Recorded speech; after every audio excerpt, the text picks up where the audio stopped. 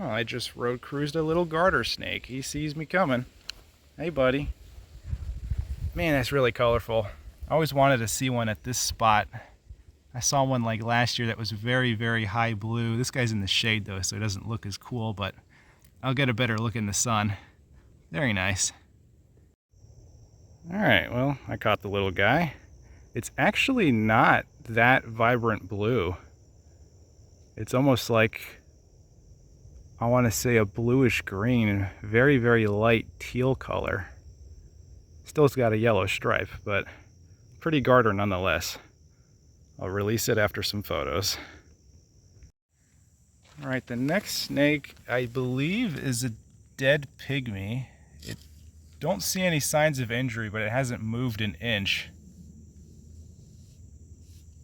Oh, okay, he's not dead, but he probably got hit in the head based on that reaction.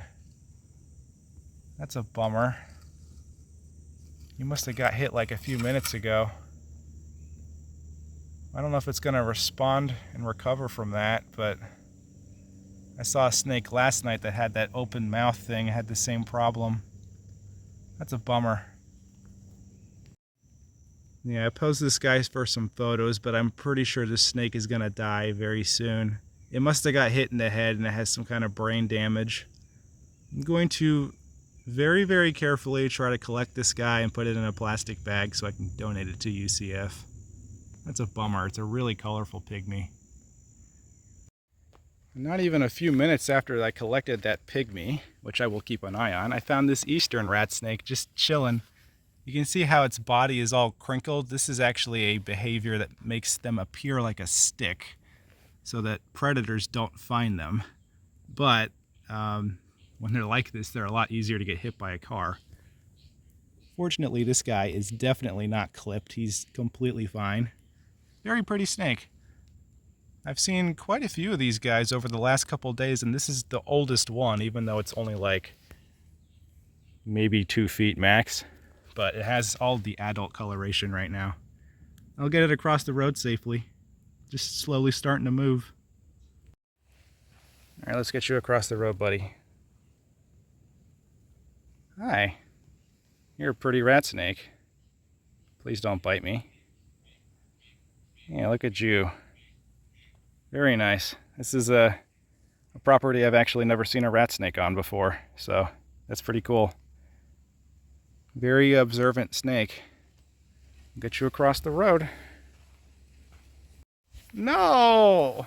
I came here looking for coral snakes. I just found a roadkill one. Dang it! I guess I can collect it. It seems like it's still in relatively good shape. That sucks. Alright, I posed the coral snake for some photos. That's the species I was looking for. I guess it's going to be the second venomous snake I collect today to give to UCF. I actually get to touch one with my bare hands. Unlike the pygmy, which I used a hook for since it wasn't dead yet, and actually I just checked on it, it's still not dead. This guy has no nerves left, so I have no risk of getting bit. But this is the most toxic venomous snake in Florida, so I want to be very careful, but I'm pissed that I got one, but it's dead. I haven't seen one in over 2 years. That sucks.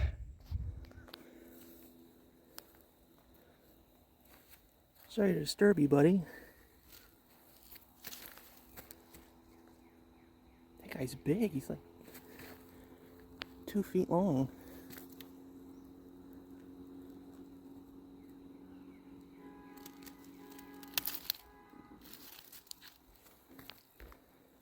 Alright, I just checked on the pygmy rattlesnake again. I think he's actually going to be okay, so instead of collecting him, I'm going to just let him go. Yeah, you alright? I think he's going to be okay. I'm glad I checked on him again. You good? I think he's fine. He must have just been like severely dazed from getting hit in the head, but I think he's going to survive. Oh, yeah, he's fine. You're gonna live, buddy. I'm so happy for you. All right, get out of the road. You're not going back that way. He might be still a little loopy, but he's definitely doing better than I thought it would do. It's able to move on its own. That is awesome. It's gonna live. I'm so happy. It looks like it's still having a little bit of issues slithering, but you need to go like not that direction, my dude. But I'm so happy you're gonna live. Too bad that coral snake didn't make it. Well, you know what's funny about that pygmy rattlesnake coming back to life is that today is Easter, so they don't call it Resurrection Sunday for nothing. Oh, it's okay, buddy. I'm not gonna hurt you, even though this probably feels weird. I'm just... He's tasting the air. Yeah, I promise I'm not squeezing you too much. It's okay, little guy. Try not to get your eyes.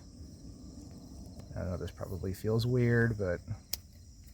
Yeah, they get pretty pissy about that part. Yeah, ribbons have got to be like one of the hardest ones to do. Yeah, ribbons are not easy. They're so long and thin.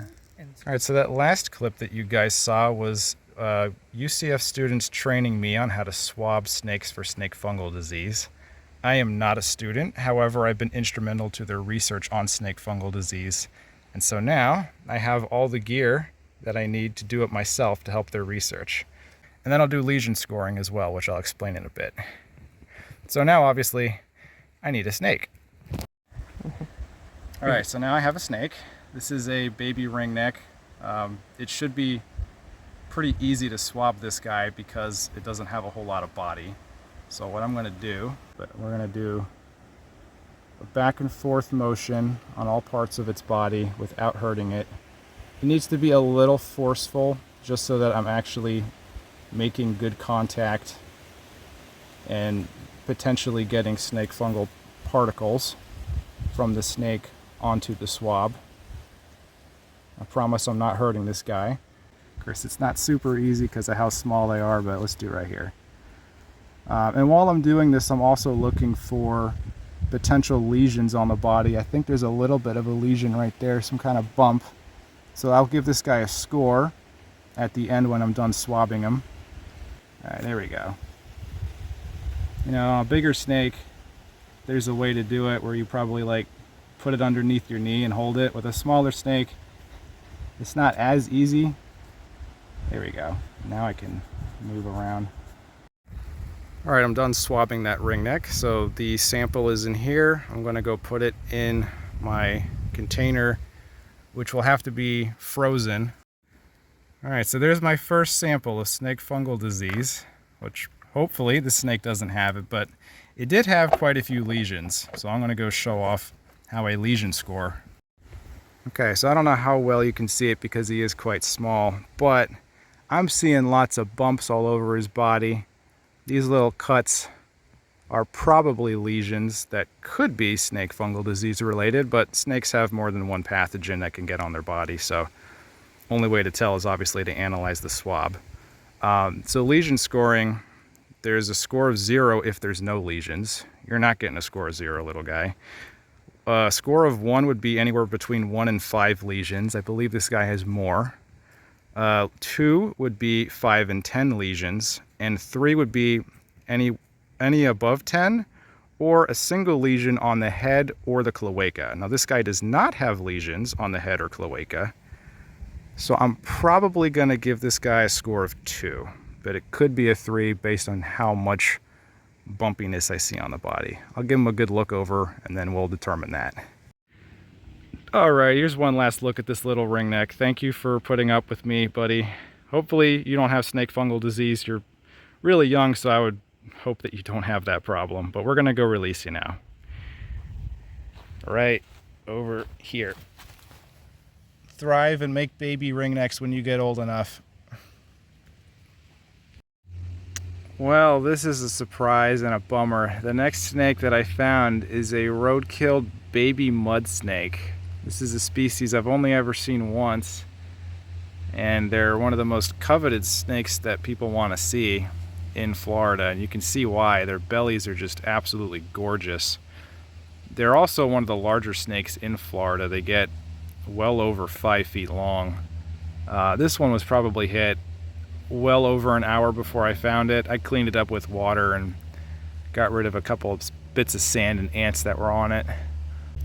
This species primarily feeds on amphiumas and sirens, which we did feature on the channel last year, and you know that those things also get really large. So in order to eat them, this species needs to get really big too. They are a heavily aquatic snake that are almost never found on land, but this one was, and unfortunately that decision costed its life. But at least I know that they exist at this property, and maybe one day I will be able to find a live one.